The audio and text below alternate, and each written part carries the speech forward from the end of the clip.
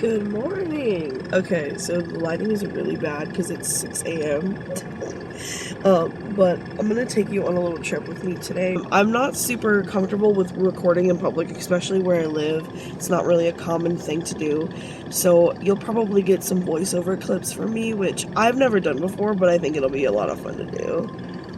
By the way, if I look like I'm ill, I am not. I forgot to take my allergy medicine.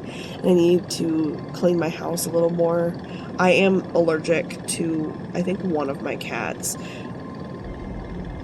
I don't care, I love them. Right now it's about 6:15 a.m. We're gonna go, I need to go drop off some recycling that's like an hour out of my way. So I only do it every once in a while.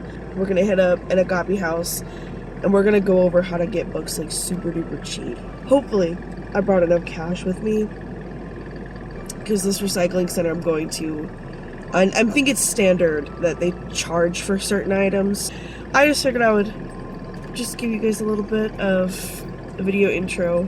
Hopefully it's a little lighter by the time I get to where I need to go. Oh, we're going to the coffee shop first.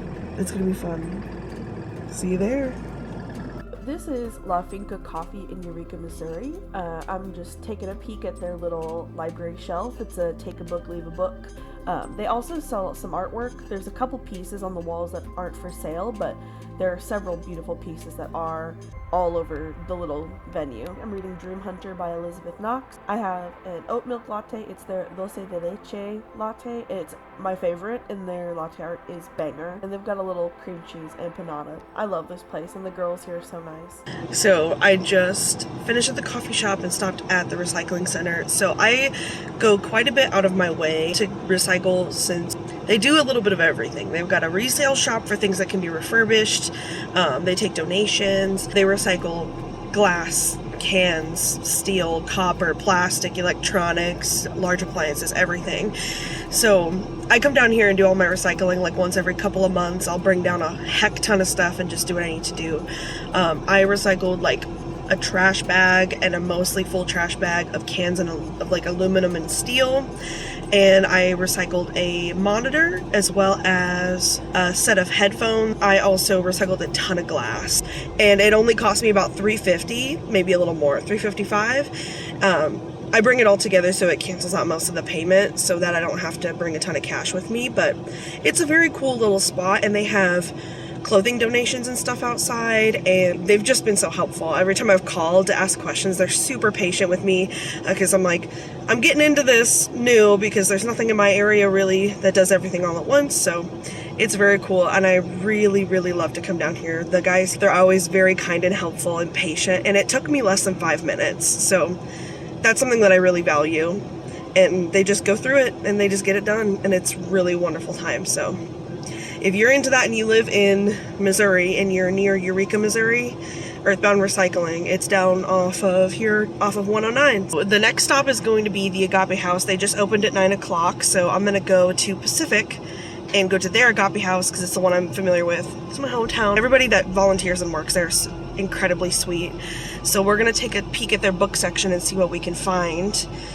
And then I'll kind of go over a little haul and how much it costs me, and just trying to keep things super simple and helpful for folks that want to read but are like me and can't afford all the mainstream books all the time that are like $15-20 a pop, and that just have minimal spending money, if any at all. I'm using gift cards. Recycling is kind of a bill for me because it doesn't happen very often. It's very minimal, so I count it kind of as a bill. I've been using very generous Christmas money that I've been gifted by family, as well as gift cards for my sister. So very fun stuff. I'm very excited. I love book shopping, especially when it's super cheap. So I'll show you guys kind of how I do things. So the cafe I was at was La Finca here in Eureka. They are a Colombian-owned cafe, and at their current location where they roast their beans is right up top. I think they also have a location in St. Louis in the city, but I'm too scared of city driving because y'all be wilding out there. And their coffee's fucking amazing. And they have fun flavors, and since it's Colombian, they have a lot of traditional coffee drinks from their culture, which is really fun. I'm gonna head up to Pacific now, and I'll see you guys when I get to the Agape House. Alright, Mighty Besties. So we've got hardcover books for $1 and paperback books for 50 cents at this Agape House. They've got fiction. They have a bunch of books in fiction over here. They've got everything pretty well organized.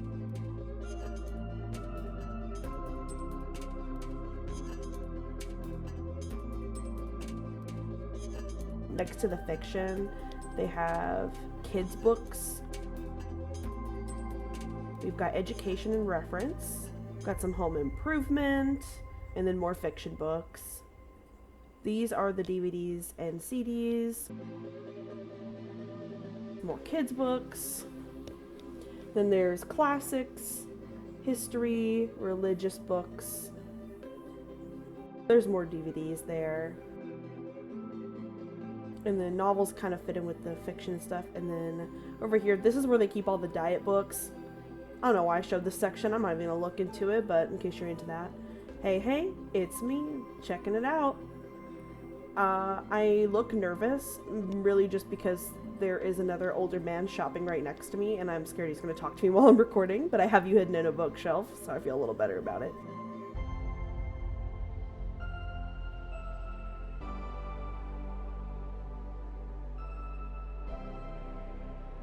I don't know why I keep these books in my arms. I know I'm getting them. I've got a cart right next to me.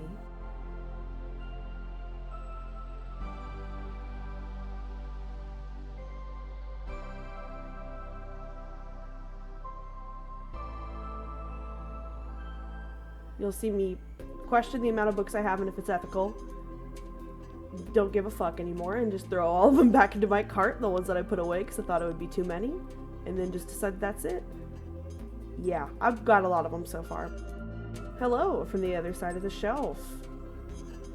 Here's my silent review of all the bright places. Yeah, I want to fight this book with my bare hands. My immense stack of books in my cart, absolutely atrocious. I got far more than I, one, anticipated, two, I got things other than books because I remembered that they would have things that I might want that I do not want to buy new. I'll do a little haul when I get back, and I only spent $28.75, and for the amount of things that I got and the currentness of the books that I purchased, I think it was like an amazing deal. For the amount of more modern books. I will say, I believe here at Agape Houses, if you happen to be a person of the Christian faith, I've got complicated feelings, but that's just me, but this is just for anybody who is. I believe they do not charge for Bibles, so if you need one, they always have an abundance. I don't know if they charge for all religious books, but I'm thinking that they do. I'm gonna head home, I'm gonna get everything out of the car and struggle. I'm gonna struggle doing it, and we are going to go over together everything that I got in more ways to be kind of frugal and while you're reading. Cool, thanks. See you at home. Hi everyone. It is several days since I actually went out to the Agape House and did a little bit of book thrifting, or book charity shopping, whatever you call it. And I tried to record this like 6 times. My phone kept dying, the lighting was off, I kept getting interrupted. So, as of right now, I'm gonna go through this book haul with you.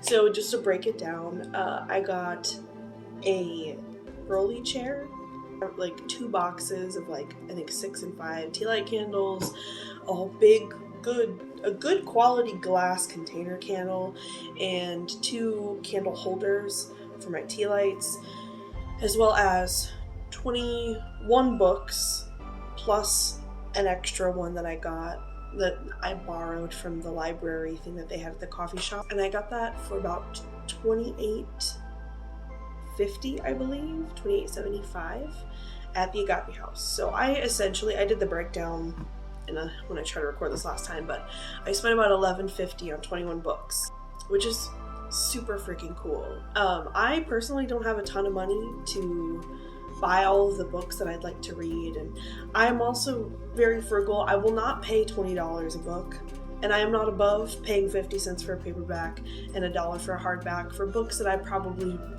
would have been able to get brand new 10 years ago. Some of these books are moderately relevant, but some of them are from whenever I was in high school that I just never read. So this is going to be cool. I'm going to just very quickly go through all of these books with you guys. So let's get to it. The first book I got was Here's to Us by Adam Silvera and Becky Albertalli. This is the sequel to What If It's Us. Now, all I know about this story is that it's a gay love story. I do not know anything else about this book, and I don't own the first one, and I haven't read the first one either. I'm hoping to find the first book and then read them together. Alright, next book I got was Word Dance, The Language of Native American Culture by Carl Waldman, pen and ink drawings by Molly Braun. Kind of peek in here, it does look a bit like a dictionary. I don't know if these words only apply to a singular tribe or a singular region of Turtle Island, but I'm hoping that it kind of spans all over. I was really shocked to find not only this, but another book about Native peoples at this particular Agape House. Oh, hi. Please don't drink my water. Whoop. Then I don't know any local tribes or anything. I don't think we have that here in Missouri. I could be totally wrong. But I've tried looking it up, and there's really nothing. The next book I got was Emergency Contact by Mary H.K. Choi. So I don't know anything about this book. I didn't really read the back of it. I just heard a YouTuber say that this book was no plot, just vibes, and I really loved the art on the cover. There is a gentleman with tattoo sleeves. I'm into it. I'm here for it. I'm reading it. The next book I got was the other book about an indigenous person. It's called The Absolutely True Diary of a Part-Time Indian by Sherman Alexie and art by Ellen Forney. The thing that really drew me to this book was this little graphic in the front. Please don't drink my water. Please don't drink my water. Listen, I have to have some things to myself. My cats like to dip their feet in my water, and I don't like them to dip their feet in my water while she is distracted by the window and not by my beverage. I'm hiding it a little bit. That might help if I hide it. The story is about a young boy who lives on the Spokane Reservation. He is Native, and he goes to an all-white school.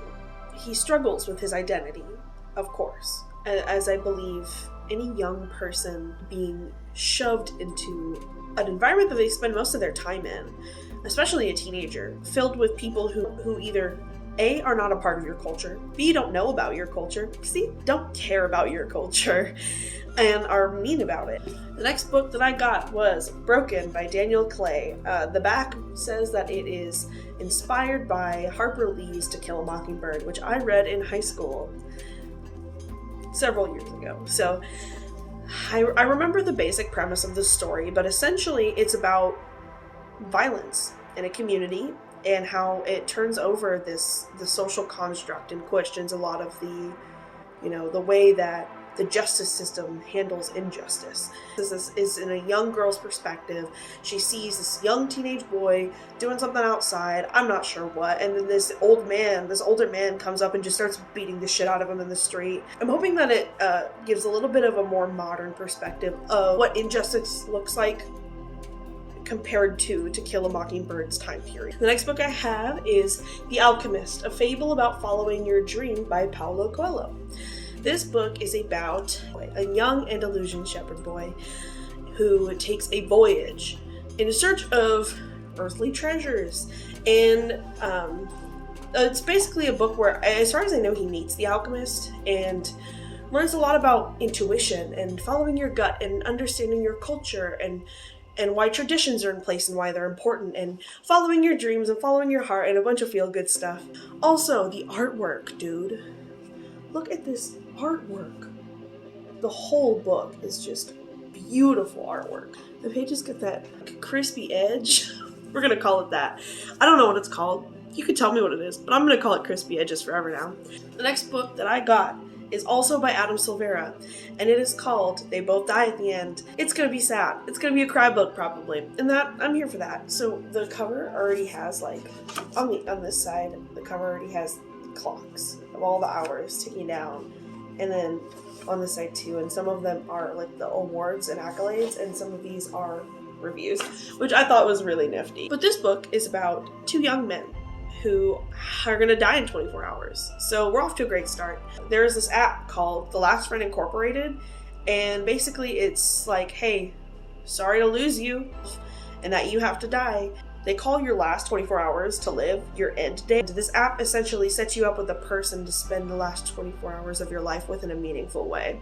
And I don't really know much more than that. And I'm thinking it's an LGBT story because Adam Silvera has also written other LGBT stories. And it's about two young men spending their last day together. Well, I think it is because one of the accolades is a Book Riot Best Queer Book. If not, even better, I love a good platonic man-to-man love type of situation that's not stigmatized by avoidance of emotions and surface level communication. So the next book that I got was called Again Again by E. Lockhart. The last paragraph on here is a raw, funny story that will surprise you over and over. Again Again leaves us an indelible heroine grappling with the terrible and wonderful problem of loving other people.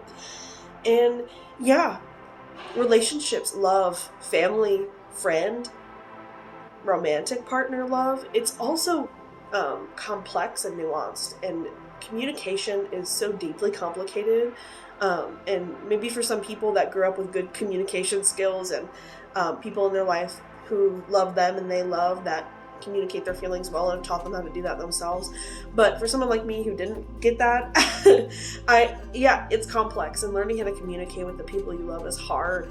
And I love a multi-perspective type of book. Then you get to really see what's going on in someone else's mind, because in real life you cannot do that. And even if you ask, people lie. But in books, whenever it's being written, unless you have an unreliable narrator, which is also a thing, but I can imagine, I feel like I can imagine this is not in this type of book. The next book I got speaks for itself. It's Mockingjay by Suzanne Collins. Have I read the other Hunger Games books? Absolutely not. Have I read A Ballad of Songbirds and Snakes or seen the movie? Absolutely not.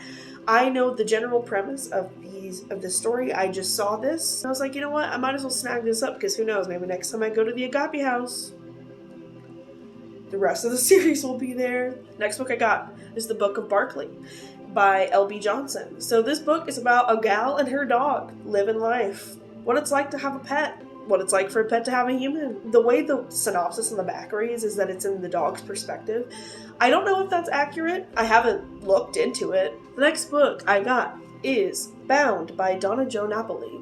This book follows a young girl named Sheng Sheng, and it is about her dreaming of a life of calligraphy and art and wanting to break away from these expected social norms in China of family and tradition. She spends a lot of her time taking care of her stepsister, who cannot walk due to foot binding, which is something that I guess prepares young Chinese women for marriage. I have seen photos of what foot binding does to young women, and it looks so incredibly painful, and I don't know how someone would recover from it after doing it for so long. I'm hoping it gets into a little bit more of what those beauty standards are for Chinese women, especially in the time period, which didn't specify what time period this was. The next book I got is Prisons Make Us Safer and 20 Other Myths About Mass Incarceration by Victoria Law. So this book essentially covers how mass incarceration affects communities of Black people and Latinx people. I think about it a lot, about the school to prison pipeline, especially for communities of color and low-income communities. So I'm hoping that this really gets into all of that, and I appreciate a good debunking. I really do. I really appreciate unlearning and reconstructing the information that was previously indoctrinated into my mind as a child, as an adolescent, as a young adult. I'm still a young adult, but a little bit earlier in my adulthood. Next book I read Ishmael and then got excited. Darwin for Beginners by Jonathan Miller and Boren Van Loon. It's a short book, and that's what I was hoping for, and that's what I was excited about. If it would have been thick, I probably would have brought it home, but Darwin, I believe, covers evolution. I kind of struggle with some of these topics just because I grew up in a very religious creationist, I believe that's what they call it when it comes to the origins of humans. I don't know if I necessarily believe, and would love another perspective and some scientific backing to maybe why I'm a little bit maybe I didn't come out of a rib. Maybe we didn't do all that. I got a book that I actually don't have with me. I gave it to my grandma. I gifted a book to a couple of my family members, but my grandma was really into Amish romances and like Amish stories, and I literally I gave it to her, and then I called her like a day or two later, and she'd already finished it. What a book queen. She really liked it. It was called I can't remember who it's written by. My bad. But it is called An Unseemly Wife. I believe it's about a young woman and her family leaving the Amish community to seek outside sources, and tragedy is afoot. I'm glad that she really liked it and that she read it so quickly. So I love finding when I get to find little nuggets like that for her, because sometimes, because she lives where this store is, I'm like, have you read this already? She's like, I don't know. She has no idea. She just buys them, reads them, gives them right back to the same store, and then probably picks them up and rereads them again. I can't remember. So what a queen. Next book I got was What to Expect, Toddler Years.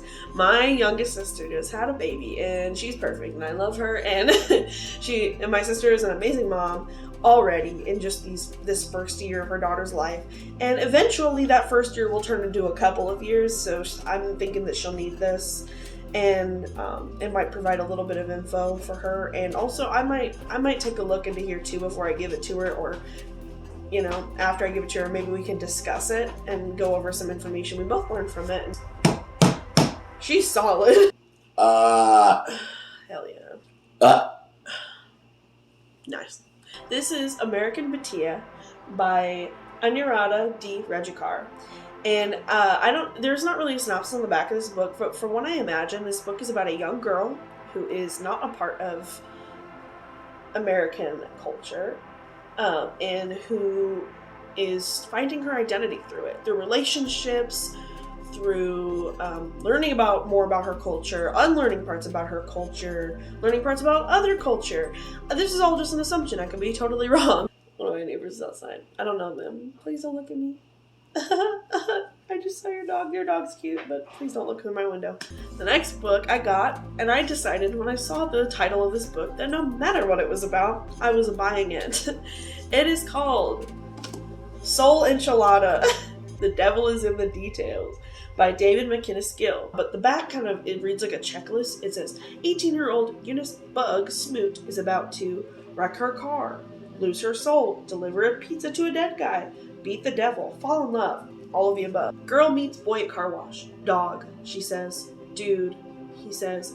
And probably this would have been a sweet teen romance if Beals hadn't been sitting next to her in the car. If Beals hadn't been a supernatural repo man looking to repossess her car and to possess her. I'm thinking that Beals is a nickname for Beelzebub, which is also a nickname for the devil, which also is kind of cute.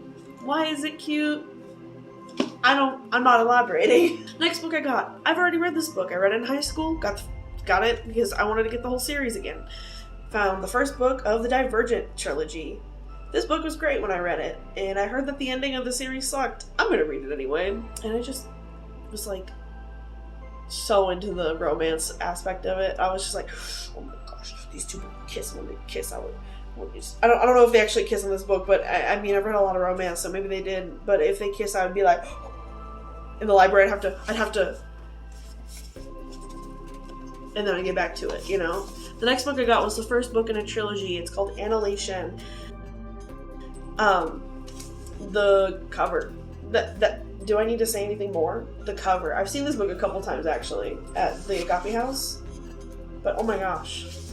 Gorgeous. It's a group of 4 women from all kinds of different backgrounds. The synopsis kind of reads like any sort of like sci-fi sort of novel, any sort of dystopian kind of novel is, where it's like these characters are from this place, and then there's this place called Area X, and they have to go travel there, and there have not been many successful missions, which usually means, oh, people died. That sucks. These characters go, and to Area X to get information, to do something, to do a task. And I'm excited to read about 4 educated women going and kicking ass, as that's what I assume is going to happen. The next book that I got is A Girl in 3 Parts. This book is about a girl in 3 parts about her youth. The back is very short and it reads, "Sometimes it feels as though growing up is not so much about getting taller or smarter or stronger, but about that happy shell of being a kid being chipped away from around me, one shard at a time. And I'll tell you what, being an adult person and being so connected to my youth, I get that this shell of innocence, this shell of happiness, stripping away, being completely ripped away from me. And sometimes it feels like it's a shard at a time, but sometimes it feels like someone's unzipping it and taking it off of me, right? And it is painful. It feels devastating to lose this like sweet, innocent part of yourself, for it not to be really your choice. I don't really know what else this book is about. I don't know what topics it really covers, but I'm assuming it's going to be extremely relatable. You might see my cat's whiskers in frame. We're not going to talk about it. The next book that I have is Of Mice and Men by John Steinbeck. This is a classic. I got this is the book that I actually found on accident, tucked between some other magazine books on that bookshelf at the coffee shop that I showed you guys, and I was super pumped to see this because I've heard several booktubers talk about this book, and it's a classic, and I was like, I might as well. They are an unlikely pair. George is small and quick, dark of face, and Lenny, a man of tremendous size, has the mind of a young child. Yet they have formed a family, clinging together in the face of loneliness and alienation, which I imagine this book is possibly about a person of color making friends with a gentleman with a mental disability, just trying to get by and trying to be their own people. They get a little shack together, I guess they're buddies, and then I think maybe one of the guys meets a young woman and it affects their friendship heavily, I think. Okay, it is getting very dark because I'm by my window and it's snowy, so it's real cloudy still. Last book I got was actually for my mom. It's called The Reef. I called her while I was in the store. I was like, hey, have you read this? She's like, probably, but I don't mind reading it again. I'm like, cool, I'll buy it. She's like, cool, thanks. So I got it. I don't know anything about it. I'm not into these books, but she really likes them. Apparently they're like romances. Well, y'all, that's all the books. That's all the stuff. This video was recorded pretty late, and this last clip, this is the first successful take that I've had of hauling all of these books and stuff. So thank you so much for watching, for hanging out with me during this whole situation, and during the vlog, and maybe getting some reading in and just feeling the vibes. I've never vlogged before. I like to watch them, but I've never done them before. This is the first one, so hopefully it turns out really well and you guys enjoy spending the day with me. So cool. Thank you so much for watching. Bye.